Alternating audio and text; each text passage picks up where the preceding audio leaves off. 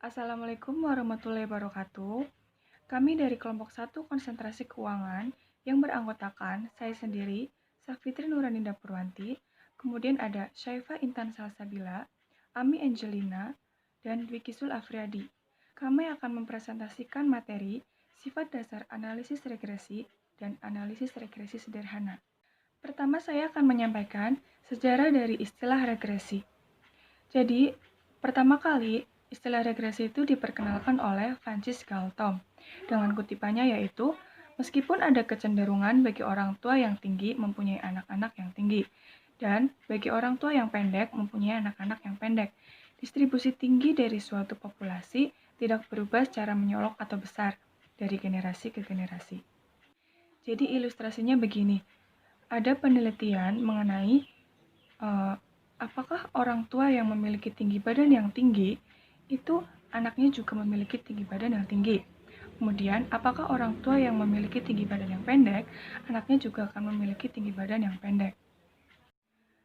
Kemudian, kalau dilihat dari kata-katanya, kata regresi itu berasal dari kata regress yang artinya mempelajari masa lalu, yang bertujuan untuk mempelajari data untuk menemukan pola suatu hubungan. Jadi, jika kita mempelajari data-data masa lalu, maka kita akan menemukan pola suatu hubungan antar data tersebut, yaitu hubungan antar data variabel independen dan variabel dependen. Selanjutnya ada penafsiran modern regresi. Penafsiran modern regresi sesungguhnya sangat berbeda secara umum. Analisis regresi merupakan suatu ketergantungan satu variabel atau variabel tak bebas dengan satu variabel yang lainnya atau variabel yang menjelaskan. Untuk menaksirkan dan meramalkan mean atau populasi variabel bebas dipandang dari segi nilai yang tidak diketahui atau tetap variabel yang menjelaskan. Contohnya adalah seorang monopolis yang dapat menetapkan harga atau volume hasil produksi, tetapi tidak kedua-duanya, mungkin menginginkan untuk mengetahui tanggapan permintaan untuk suatu produk karena perubahan harga. Percobaan seperti itu mungkin dimungkinkan penaksiran elastisitas harga, yaitu sensitivitas terhadap harga, permintaan untuk produk tadi, dan memungkinkan membantu penetapan harga yang paling menguntungkan. Lalu selanjutnya ada regresi dan penyebab atau kausalitas. Meskipun analisis regresi berurusan dengan ketergantungan antara satu variabel dengan variabel yang lainnya, ini tidak perlu berarti bahwa analisis tersebut merupakan sebab akibat. Hubungan statistik semata-mata tidak dapat secara logis berarti sebab akibat. Untuk menganggap itu sebagai berasal dari sebab akibat, pertimbangan mesti dibuat atas dasar a priori atau pertimbangan teoritis. Regresi dan korelasi. Analisis korelasi bertujuan untuk mengukur kuat atau derajat hubungan linear antara dua variabel. Koefisien korelasi yang akan mengukur kuatnya hubungan linear ini. Ada perbedaan yang mendasar antara teknik regresi dan korelasi. Dalam analisis korelasi, sebagian besar didasarkan pada kerandoman atau kelacakan variabel.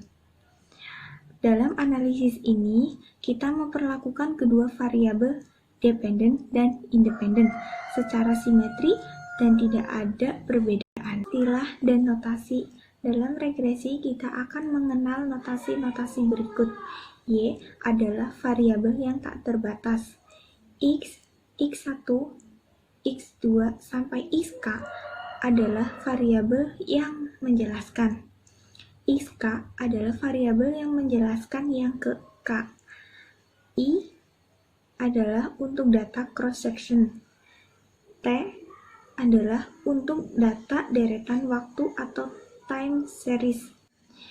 XKI atau XKT adalah pengamatan atas variabel X. N adalah jumlah total semua pengamatan atau nilai dalam populasi atau sampel tergantung dari kasus. Di sini saya akan melanjutkan rekan saya mengenai analisis regresi sederhana. Analisis regresi linear sederhana adalah hubungan secara linear antara satu variabel independen X dengan variabel dependen Y. Analisis ini untuk mengetahui arah hubungan antara variabel independen dengan variabel dependen.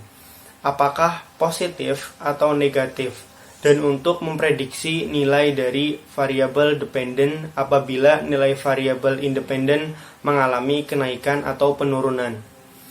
Data yang digunakan biasanya berskala interval atau rasio. Rumus regresi linier yaitu Y sama dengan A plus BX, Y itu sama dengan variabel dependen atau nilai yang diprediksikan, X sama dengan variabel independen, A konstanta, dan B koefisien regresi. Selanjutnya yaitu tujuan dan kegunaan analisis regresi sederhana. Analisis regresi sederhana bertujuan untuk mengetahui pengaruh dari suatu variabel terhadap variabel lainnya. Pada analisis regresi, suatu variabel yang mempengaruhi disebut variabel bebas atau independent variable. Sedangkan variabel yang mempengaruhi disebut variabel terkait atau dependent variable. Tujuan analisis regresi untuk mendapatkan pola hubungan secara matematis dari variabel X dan variabel Y, dan untuk mengetahui besarnya perubahan variabel X terhadap variabel Y, serta untuk memprediksi variabel Y jika nilai variabel X diketahui. Ya, sekian presentasi dari kelompok kami. Apabila banyak kekurangan dan kesalahan, kami mohon maaf.